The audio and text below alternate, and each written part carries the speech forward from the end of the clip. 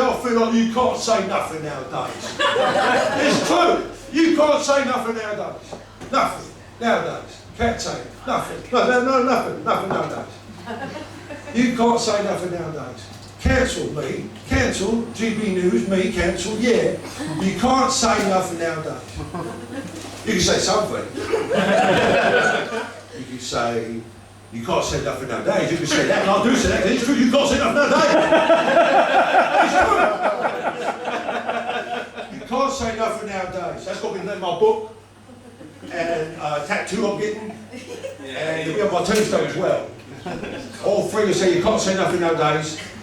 So they say you can't say that nowadays, and they just say a book, a tattoo, he died. You can't say nothing. Oh, it's true, it's true. I mean, I do a lot of gigs, I get cancelled by the Rock Brigade, I do. 2 years ago, I was doing a gig for striking nurses. A benefit gig, it was a charity gig, right? So my first job, come out, I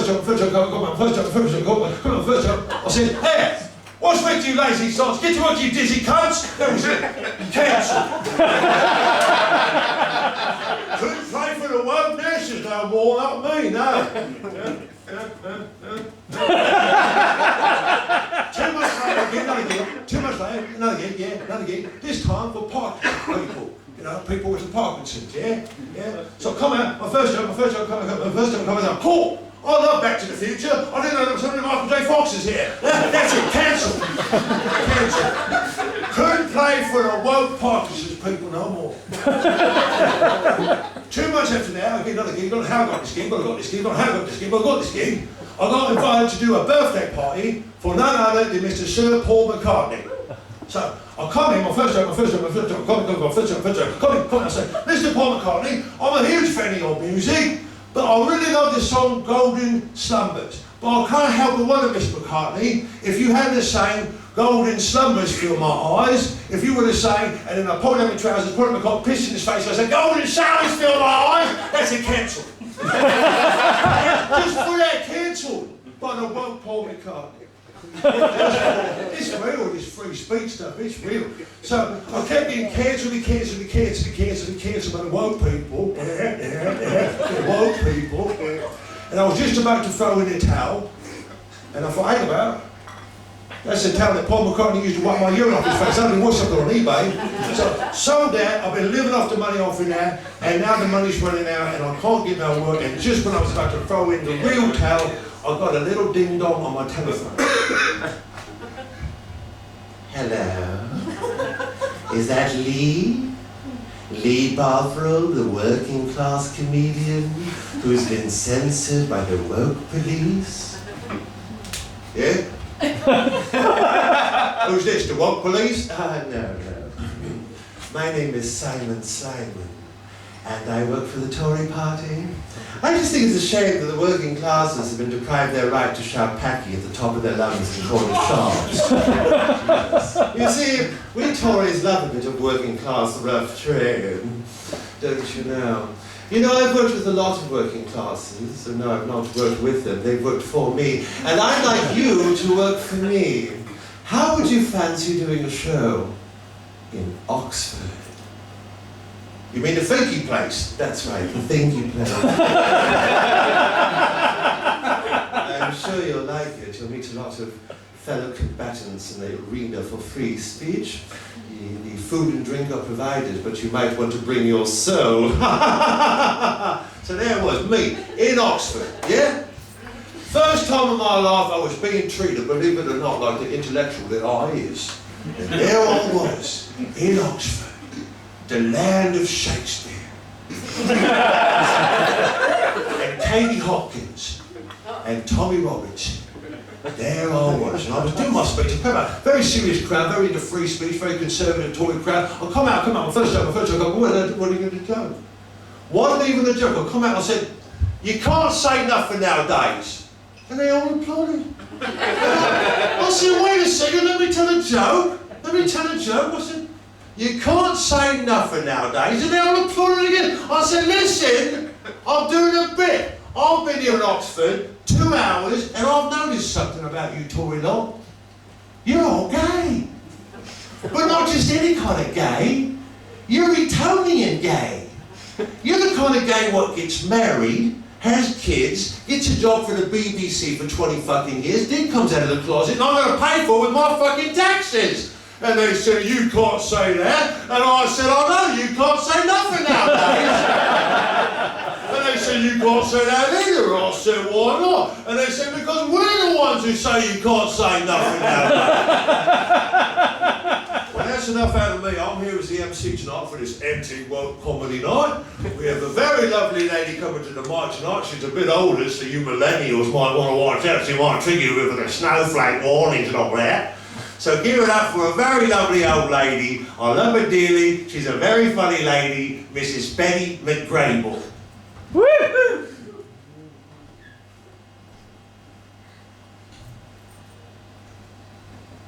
Thank you.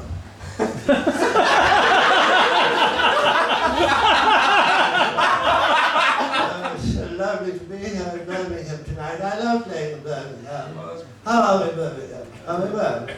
Oh, I love Birmingham. Do you know what I did this year? I did my Edinburgh Fringe Festival debut. Did you see it? Granny with an exclamation point. Did you not see my show? I talk about being an old woman. You see, you may not believe it to look at me, but I'm 112 years old. And I've been doing comedy for 2 of those years. I got my start on TikTok. I think TikTok is an ideal platform for old people. It reminds us of our impending doom. TikTok, TikTok, granny. So what else is going on? My girlfriend always hates it when I pull out too quickly. Oh, sorry, that's my great-great-grandson's set.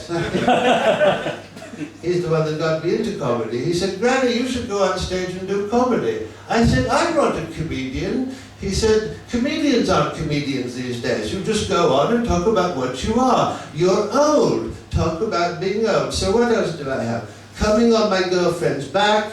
Pulling out too early. Oh no, here it is. Yes, this is my set. Yes, yes, yes. I suppose the good thing about not having my own teeth anymore is those lovely custards I love to eat have taken on the aspect of a biological necessity.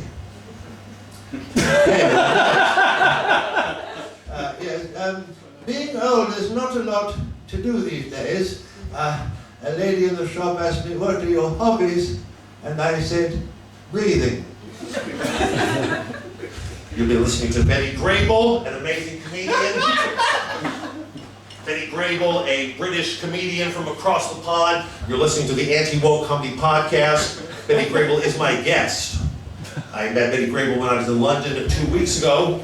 I invited her to be on the Comedy Podcast. This is the Comedy Podcast live taping session. Hello, everybody.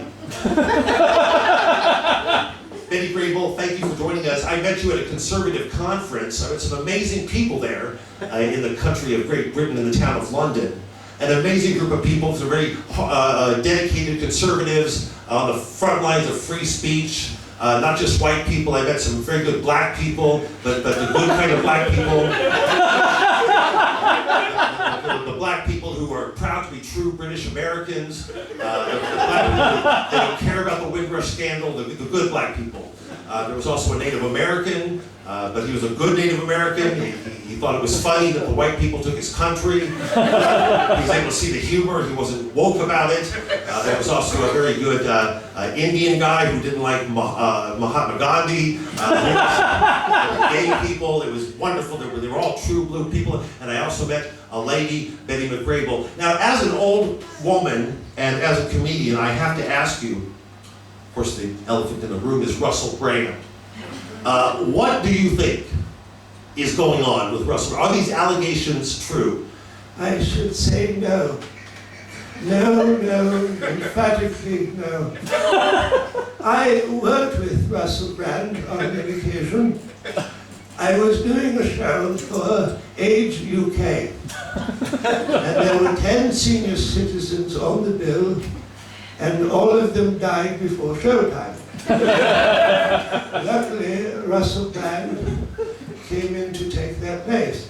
Now, I had heard of his reputation, so I came prepared, I wore 17 petticoats, a well-worn corset, and a chastity belt, just in case.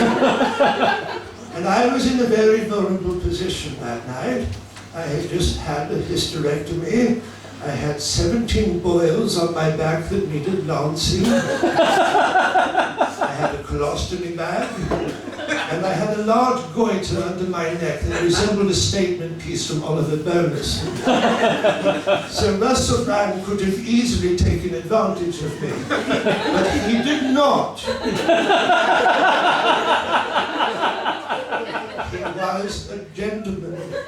In fact, he wouldn't even make eye contact. So what is this about? Do you think that this Russell Brand is being censored? Absolutely. I think for a long time nobody thought of Russell Brand as a sexual predator. But then on YouTube, he started making these very opinionated, decisive videos titled Nazis, Good or Bad. And that's when he disappeared. Interesting. So in your opinion, as a woman and as a comedian, who is leading this witch hunt? I would have to say young, attractive women. And I'm not saying this out of any sense of envy or jealousy at all. I'm happy with my age. I love that my intestines jiggle every time I take a step. I love the fact that I'm just a world's breadth away from falling into the grave. I'm happy. But I know young, attractive comedians. I've booked many of them, and they've always said one thing to me: you smell bad. Until I remind them that I'm the one that booked them, of course. But when I was studying comedy 2 years ago, it was generally understood that a young woman had to go through a certain sexual assault if she wanted to be serious about comedy. And I rather think that a lot of these young, attractive women, they simply want to skip the sexual assault and get right to the self-respect, and I stand by that. And that's all I have to say, Your Honor. Thank you. You may strike down. Defense, you may call your next witness. Thank you, Your Honor. The defense would like to call Mrs. Opal Fruit to the objection, Your Honor. This is the 5,954th old woman that the defense has called to the stand to testify that Russell Brand never touched them. At this rate, the trial's going to go on for years, and that's how things stand today in the courtroom. The trial of Russell Brand has entered its 35th year. People no longer know what or who a Russell Brand even was. And now, in other news, a fire at a Soho nightclub has left 25 people dead. The result of the patrons not being able to tell the difference between the fire alarm and the shitty music. So it was really freaky. I work in the MRI department at St. Mark's Hospital, so all week long I had what did you think when you started to hear I just thought it was a remix. 25-year-old Guillermo Bandito was at the club dancing with his partner Chris when things became a little too hot to handle. I was on the dance floor with Chris, and we started to dance, and then he started to turn into a big fireball. I remember saying to him, I said, Craig, I love you. I love you, but I cannot be in a relationship with you if you're going to be on fire. That's coming up later. And of course, also in the news tonight, some of Britain's most well-known paedophiles are defending themselves against accusations that they've worked for the BBC. It's a ludicrous charge. I've never worked for the BBC. I think this is a shameless attempt to tarnish my reputation as a paedophile. And now a spotlight on charity. It's November. That means lots of little men in Britain are going to be sporting mustaches this month. Not for any groovy sense of Freddie Mercury style, it's for prostate cancer. Each year in this country, some of Britain's most overpaid and least talented comedians put on a red nose and can be seen hanging from posters in Sainsbury's aisles. Nothing to do with humour, it's about world hunger. And of course, at the beginning of the COVID pandemic, an old man walked back and forth endlessly in his garden. Was he lost? No, that had something to do with hospitals. What do all these things that say they're about one thing but seem to be about something else have to do about anything? They raise awareness. Early in October, a brand new trendy form of rocket-flaring violence rocked the Middle East and knocked the Ukrainian war off the singles chart for the first time. But one die-hard Zelensky fan isn't about to let the Ukrainian people go forgotten.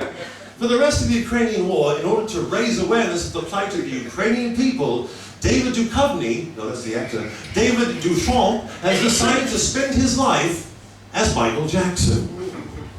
Ted Davis has more. You're 350 pounds. You have 2 glass eyes. And you don't even like the music of Michael Jackson. Why have you chosen to live as him to raise awareness about Ukraine? Well, I don't like Michael as a personality or as a musician, but I do think he's a great symbol for world peace. I should also point out that Michael Jackson did not have a mustache. Oh, this is for prostate cancer. And the red nose. Oh, that's for world hunger. But I should also point out that Michael didn't even have a nose by the time he died. If the war in Ukraine never ends, what does that mean for you? Well, it's kind of a win-win situation because if there's peace, that's a good thing. But if the war goes on, then I get to spend the rest of my life as Michael Jackson. And what does your wife think about this? You mean Lisa Marie? No, your actual, in real life wife. Oh, yeah, well, she's very concerned about climate change, and she's spending her life as Ringo Starr and Paul McCartney. When we first got started, it was a very difficult year for us.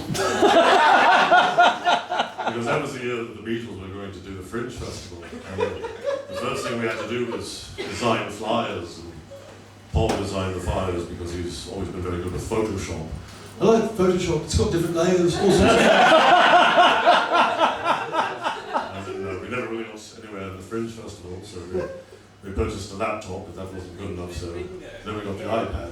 Oh, the iPad was great, because then we got on TikTok and Instagram and all that stuff, all sorts of different layers. And then we started to get notifications from other people that wanted us to see them perform. And so we said to them, if we go see you perform, will you come see us perform? And they said no, but they said that if we went to see them, that they would make sure that we saw them. So yeah, so we never really got anywhere, which is sad because I used to say we had what it took to become the first Beatles. The first Beatles. Beep, beep, beep, beep, beep, beep,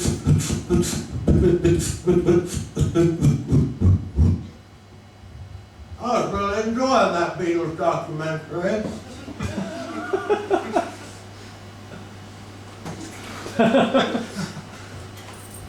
Hello?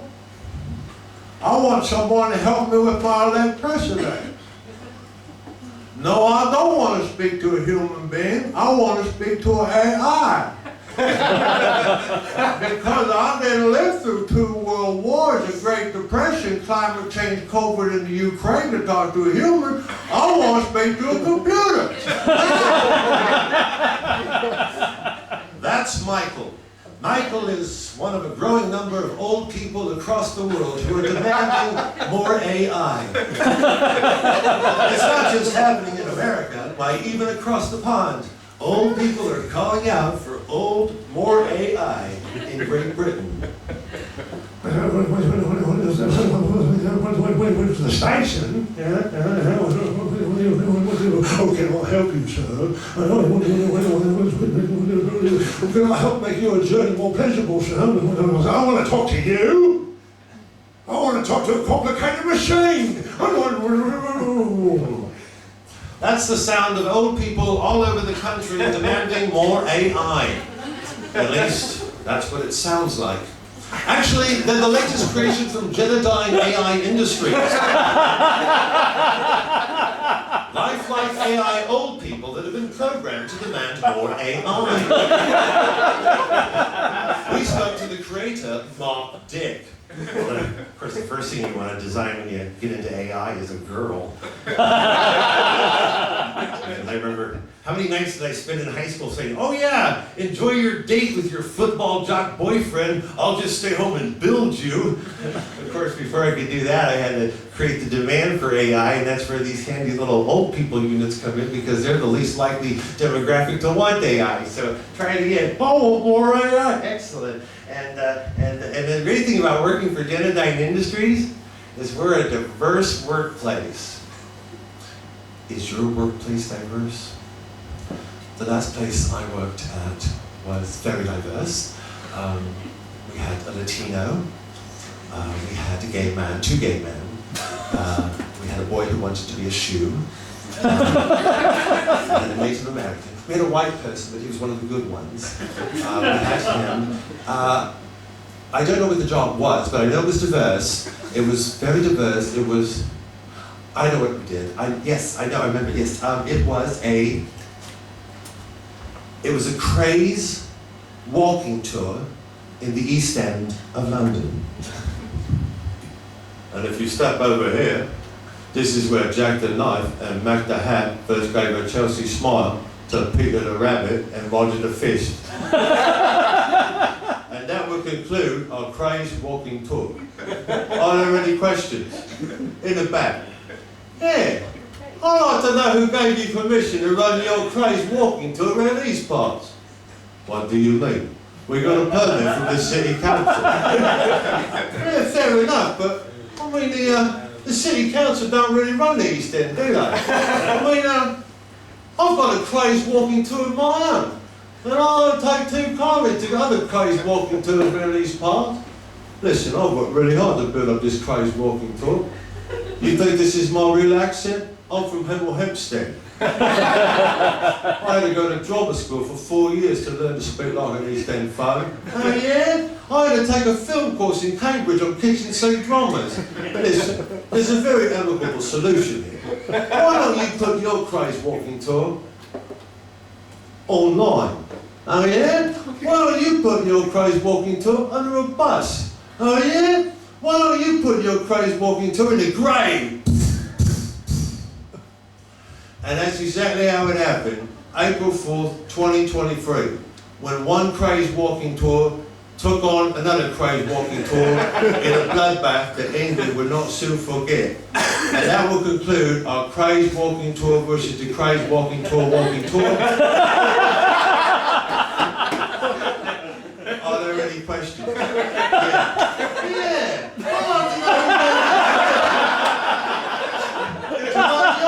Walking tour versus craze walking tour.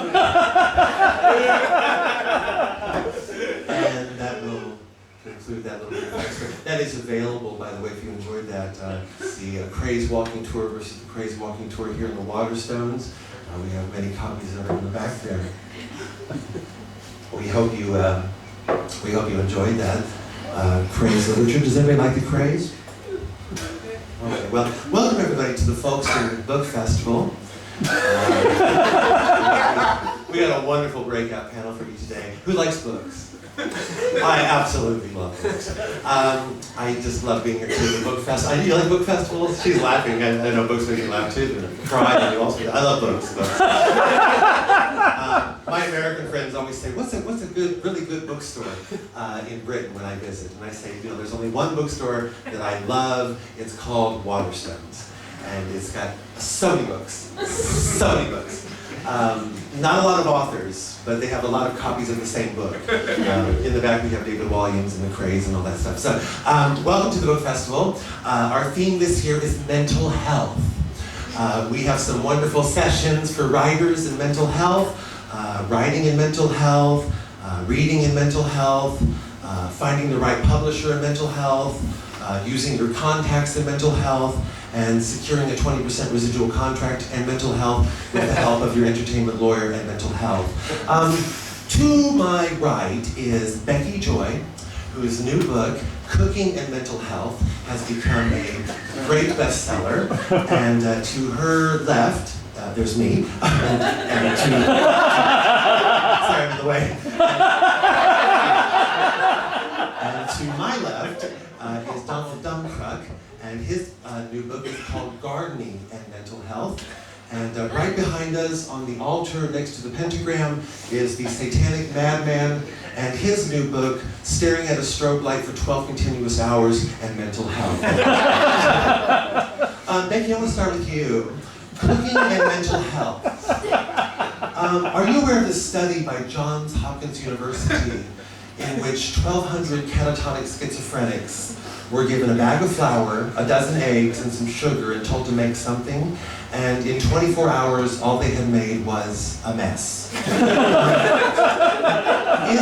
Is your book for people of all mental health conditions?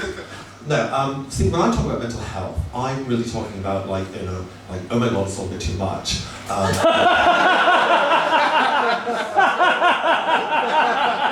won't believe they're having it. I suffer from OCD. And that means that every time I take an extended holiday, I have to check the locks on my house at least twice. And so, but no, when you're talking about people with what was once called real mental health disorders, like catatonic schizophrenia, I would say that this book is putting up for them. Interesting. Donald, in the opening chapter of your book, Gardening and Mental Health, you write, mental health really needs good gardeners. I garden all the time because it helps me with my mental health. However, are you aware of a study by Northwestern University in which 1,200 extremely suicidal people were given a patch of their own land and some extremely sharp gardening shears? In 20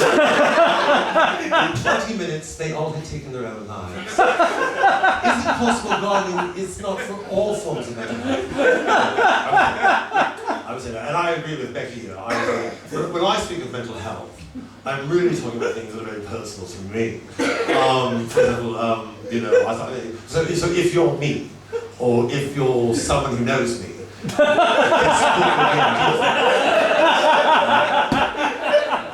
I suffer from what is known as ADHD, which means I often forget things. I don't know, I forget, have I written a book on gardening and mental health? Am I about to write a book on gardening and mental health? And thankfully there's many copies of it here, so I know that, yes, I did do that. So, again, if you're talking about real mental health disorders, I would say no, probably not.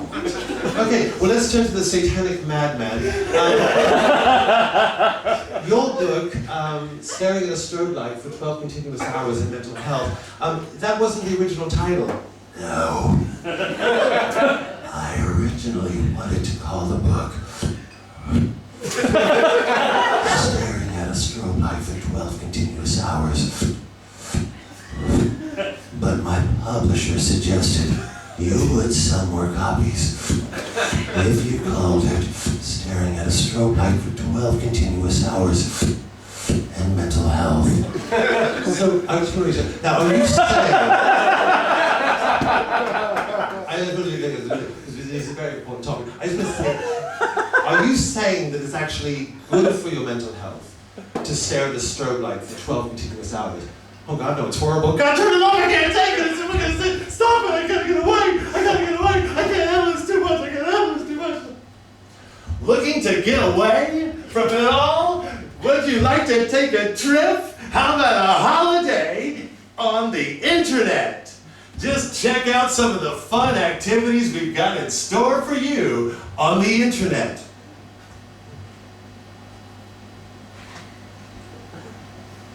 Dear Keep Britain White 97. Thank you so much for your lovely anti-Semitic message. I literally had no idea I was in control of the whole world. My son has always loved television, so he was proud to know he owned so many networks. I tried to take him to the BBC today, but they wouldn't let us in. You've been so nice to us with your anti-Semitism. I wonder if you would do me one last favor and let the BBC know I'm a Jew and I'm ready to take my rightful place. Yours sincerely, in the Führer's name, Betty M. Rimplot. P.S. I have not always supported Palestine. That happened rather recently after my husband and I got back from a trip to Israel. Oh my God, it was lovely. Oh my God, yeah, I'll tell you all about it. We literally just got in the door. We've been flying all day. This is crazy. So, yeah, Israel. No, we haven't read the news. Anyway,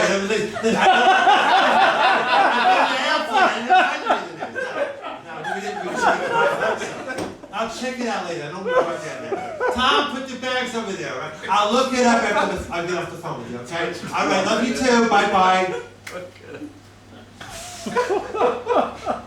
Oh. Tom? Did you see this? 20 minutes after we left Israel, 1,400 people dead. So we're lucky. How the fuck are we lucky? We're okay. Okay. 2 weeks in Israel. All we got on our fucking phones are photos of us happy. What the fuck are we gonna post on Facebook, you asshole? What are you talking about? Because you can't, look, this is a tragedy.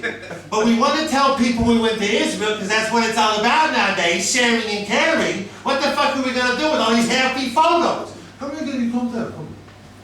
What about, I'm a writer, you know, what about I write something like, my wife and I just got back from Israel. It was lovely, the sun was out, the people were nice. But sadly, the day has been turned to tragedy and violence.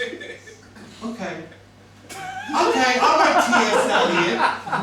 What fucking photo are you going to attach with it, you asshole? The one where you're fucking in front of the Wailing Wall, not even wailing? 2 hours we were there. 2 hours, you fucking moron! I said, wouldn't it be nice to have one fucking photo at the Wailing Wall where we're actually fucking wailing? That would have come in just in case.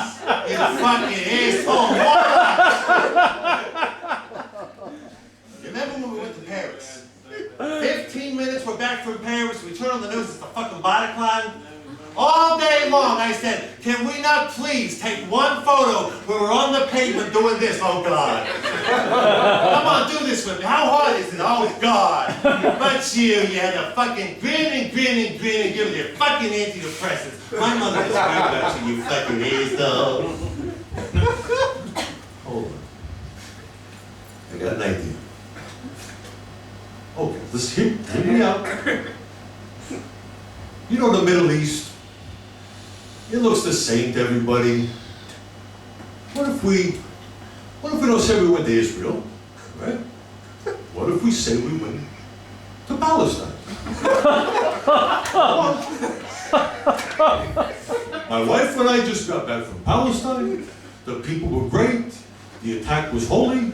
Hashtag Free Palestine. That's why we're smiling. Okay. So I'm going to take 25 years of us being country club conservative Republicans and flush that down the fucking toilet? What am I supposed to do? Grow dreadlocks now? What is with you, asshole? Or we could not tell anybody we went anywhere. Okay. Either don't post anything about any trip, or Free Palestine. Okay, let me try it. Free Palestine. How's it going? Free Palestine. Oh, I love those flowers. Free Palestine. Yeah. Oh yeah, I'm a Jew. Free Palestine. Yeah, okay. Yeah, I can do this. Okay, post it. Okay, yeah. Free Palestine. Wah, wah, wah. Good times never work for Jews. What? Cancel? Well, I told you. Don't This was a much better show than the last time I was here. Hello, was it time to retire? I had a lot of fun. Done 35 minutes. I did 35. I was Yeah, man. supposed to do 30. That's fine. That's cool. applaud that bit? I like you guys. I thought you were great. I was so nervous last time because I had how many, like 3 or 4 gigs. This is my first gig in 3 months. Nobody will work with me these days except for Jay. So I'm trying to save up enough money to get back to America. I've been here 11 years and I love you guys. The audiences have been great, but man, if there's going to be a big technocratic takeover, at least I want to own a gun.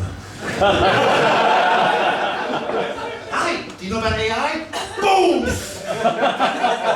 actually talking about this shit. I'll do a closing, like one of my best ofs. Unless anybody, has anybody seen me before and knows the best of? It's all new people, isn't it? Okay. How about Mel, the homophobic Irishman? I'll leave on this. I'll end with a winning note. Do you like my sparkly shirt? My girlfriend, she says, wear this shirt tonight. Okay, she said, yeah, keep your hair down. So maybe that made the difference. I don't know. But last time I asked Jay after, I said, man, I see that I used to play here all the time, and we talked about this, the Netflix and pizza comedy now. Like after the government told you had the sniffles, right? And they're like, whatever, just let me get back to Netflix and pizza and onesies, and Netflix and pizzas and onesies. And they were weird, man. But you guys seem to be a little bit more hip tonight. I appreciate that. Thank you very much. So this was based on an actual guy I knew in San Francisco. He always liked pointing out how many gay people were in the room, so you didn't suspect he was one. And it's called Mel the Irishman. But I updated it once I moved out here and set the story in London. So see if I can remember. It's been a long time, so I hope there's no Irish people in there to take offense at my vote. When I first moved to London, I didn't think I'd last day one. My first day in London, I found myself in a place called the Soho in the West End. And I'm sitting there in a club in the Soho, and next to me is a gay man. Next to him is another gay man. 2 more gay men, 3 queers, a sissy, and a homo. I said, I don't think I belong here, thank you. And I got up to leave, but just when I got to the door, I heard one of the gay men say something about Guinness. Well, that word always reminded me of home, sat back down, had a bit of Guinness with the lads, and everything was fine for a while. Until as soon as you please, in walked in 2 more queers, 3 more homos, and a big bender and another sissy. And I said, now's the time I be leaving, thank you. And I got to the door, and one of the vendors said something about cocaine.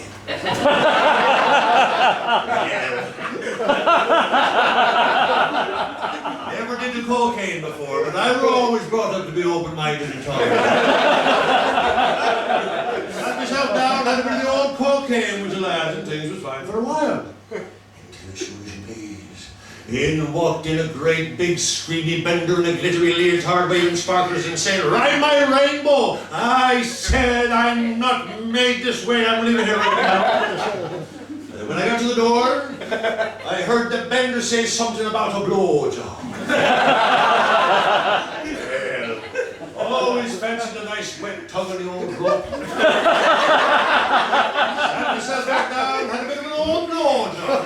And I've been living in London ever since. Thank you very much.